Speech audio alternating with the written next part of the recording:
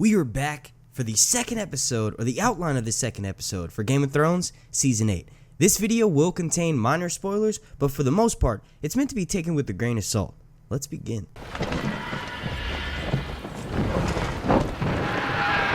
Real quick, before we get started, please slap a like on this video. The like goal will be 37. Also, make sure you're subscribed and then turn your notifications on so that way you get alerted every single time I drop a Game of Thrones video throughout this long night. Episode 2 begins with the massive, sweeping shot of the fields outside of Winterfell. We are here rustling through the trees, and then bam! An army of about 5,000 or so troops appear, and we are not immediately shown the allegiance of this army. Cut to inside Winterfell, and we see Bran and Sansa overlooking the troops who are forming a single file line outside of Winterfell. They are a little bit off in the distance, but they are definitely close enough to be considered alarming. The Starks begin discussing what is going on and whose army this is. Sansa calmly explains how Bran must immediately escape down into the crypts of Winterfell and that there is no time to waste, and she says that they will stay and fight because it is their home, and that no matter the army size, she is confident that Winterfell will not fall.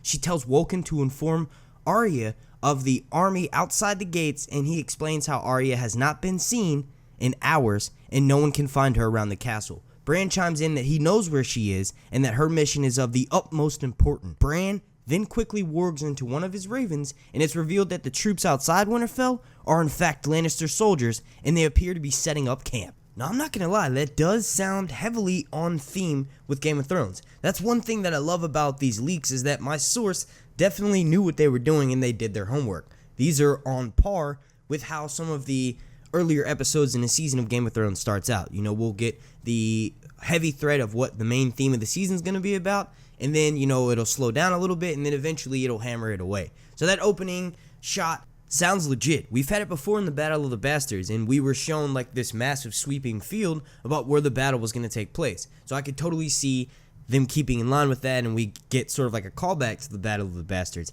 I do think it's interesting that these troops turn out to be Lannister soldiers. Having an army appear outside of Winterfell, whether they are friend or foe early on, is going to be perfect. It's going to build the suspense right away. One thing that does bug me is the fact that it's mentioned that Arya is not present during this scene of the Starks overlooking the troops forming outside. I don't really know if Arya is going to disappear, like maybe this person is trying to insinuate that she's going down to King's Landing, or that she is somehow not present when all of these troops are formed. Arya is a weapon. She's going to be readily available to her siblings, especially when out of the three that are there, she can protect them the most. Continuing on here, we then cut to Jon, Daenerys, and Tyrion and Davos, and they're walking the streets of White Harbor just after arriving. We hear whispers from Northerners in the background mentioning how they have heard rumors of dragons and that a White Queen has come to bring death to the north. Jon and Daenerys are shown intentionally hiding their relationship, and after arriving in Winterfell, they are eventually greeted by Wyman Manderling, and he is surprised to see the White Wolf. Now, when they put the White Wolf, it's in quotation marks, and the White Wolf is what Wyman called Jon at the end of Season 6 when we had that King of the North scene, so that definitely fits alongside with it. It mentions how Wyman is surprised that Jon has arrived with such foreign guests. Wyman tells Jon that he will prepare a great meal and that they will feast and discuss Jon and Daenerys' route to Winterfell. The last shot we are shown of them before cutting down south is of a rolling shot of snow and heavy winds, and this appears to take place outside of White Harbor. And then we are shown the aftermath of the Last Hearth and Castle Black. Apparently, Ed and all of the other Night's Watch members are killed off-screen, then it cuts to the Night King flying extremely fast, and it's made to appear that he's not that far from Winterfell. Now, so many red flags were raised in that last paragraph. I'm going to save some of my major thoughts for that till the end of this video, but I do think that Wyman Manderly greeting Jon with the White Wolf and then him being surprised by the fact that Jon has these foreign associates with him, that does sort of seem in line with this. Wyman does know that Jon was headed down south to go and meet with Queen Daenerys, so I don't know if it would be that much of a shock to the point where it's mentioned on screen. As far as them killing Ed and all of the Night's Watch members off screen, that is 100% in line with how Game of Thrones normally handles their storytelling. Sometimes it's easier to have a character killed off screen than spending screen time explaining what happened to them. Ed is one of those characters where it's like, yes, we love him, and you know, he's made it this far into the season, so we kind of want to have him at least have his just desserts and we can watch his death on screen. But the way they handled Stannis killing him off screen, Dolorous Edd is way less of a top tier character than him. So I 100% agree with this, and this is probably one of the only lines I agree with out of this paragraph, that Dolorous Edd and most of the Night's Watch members will in fact be killed off screen. We then cut down to King's Landing, and it's a montage style similar to what happened with Sam in the poop last season, but it's a montage of what appears to be jars being filled with tiny amounts of wildfire. They are then being closed and filled into some sort of ballista device. It's not clear on what exactly is happening here, but it will be addressed later on in the episode. We then jump to Cersei, and it zooms in on her face. It appears that she's distraught and has been crying all night. Qyburn then enters her chambers with word that the Golden Company is now close to meeting with Euron and his Ironborn troops, and that they are prepared to lay siege as soon as they are en route to Winterfell. Qyburn can tell that she is upset, and then he sees the pool of blood in her bed and asks immediately if there's anything he can do. She looks at him distraughtly, and he reassures her that the stress of Jaime's betrayal is most likely what caused this miscarriage, and that perhaps raising a child in this world that is uncertain may not be the wisest of decisions. Cersei is not clear on how she takes this message from Qyburn, but they continue on with the discussion. The last shots of King's Landing are of Cersei talking with Qyburn about what they plan to do if Dany and Jon, not if, but when Dany and Jon retaliate from the attack on Winterfell. Qyburn explains that he has received word of Jon and company arriving in Whitehammer, and they draw conclusions that they will soon find out about the treachery and will begin to march to Winterfell immediately. Cersei asks Qyburn if their new wildfire ballistas can take down dragons, and he reassures her that they will lay waste to anything they come into contact with, and that nothing can put out blazing wildfire. Cersei smirks, and the camera pans out from the two conversation. That's probably one of the better paragraphs from this entire plot leak. Now, I have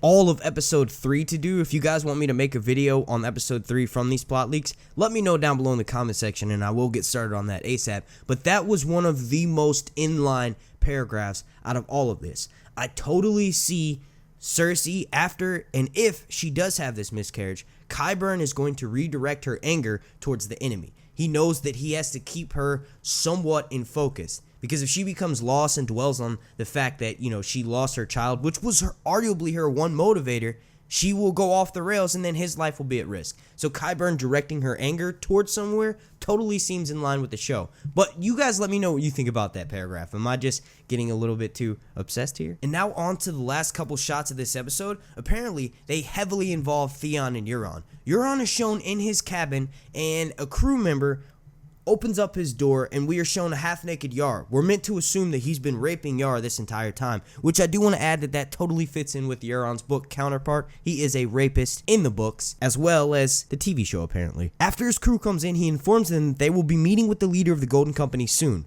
We then cut to Theon and his crew, and it's revealed that they have docked in the same place as Euron. So Theon is apparently successful in following Euron, and Theon informs his men that as soon as Euron leaves his ship, that's when they will go and rescue Yara. We then see Euron leaving with a few of his men to go and meet with the Golden Company. We then quickly realize that Euron is in fact taking Yara with him, and that she's in chains. It's almost, or we're led to believe rather, that Euron knows that Theon is planning on stealing back his sister. Now, I want to heavily criticize the last paragraph, but I don't really know what to think. As far as filming aspect, we don't know too much about what Alfie Allen has been shown filming and what he has been shown filming. I think a lot of his stuff may be indoors because there may be a lot of green screen and CGI involved, but I don't really want to speculate on that too much. You guys, do me a favor. Down in the comment section, what do you think? Do you think this is plausible for Euron and Theon to have this storyline next season? Alright, now on to the very last shot of Game of Thrones Season 8, Episode 2, according to this outline from my source who is asked to not be mentioned. Anyway, the very last scene of this episode,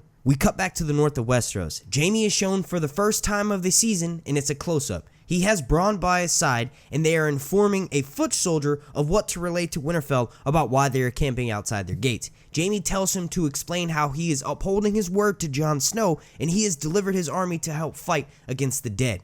After we see the soldier enter the gates of Winterfell, the camera zooms in on the woods surrounding Winterfell, and we're shown a lone figure who is clearly undead. He begins walking towards Jaime's encampment and then ultimately onto Winterfell. As the white reaches the edge of the woods line, a wolf appears out of nowhere and begins ripping the white to shreds. As the camera pans out, it appears that Arya was behind the wolf attack and that her dire mission that Bran said she was on was to go and retrieve Nymeria. The episode then cuts to black. Now, hats off to you. That is one hell of an ending for Game of Thrones. I honestly wish that even if this plot leak isn't true, that is somehow thrown into the episode. We do know that Nymeria was brought back for a reason, and it wasn't just to remind us that Arya, doesn't belong out doing her own thing. She belongs with her family as a part of a pack. So the reason why Nymeria brought back in my mind, and a lot of other people have theorized about this, was to ultimately play a role in the War for the Dawn, to come back and help fight for the Starks by their side. I hope they incorporate that into this last season, and with this massive budget increase, it would be a damn shame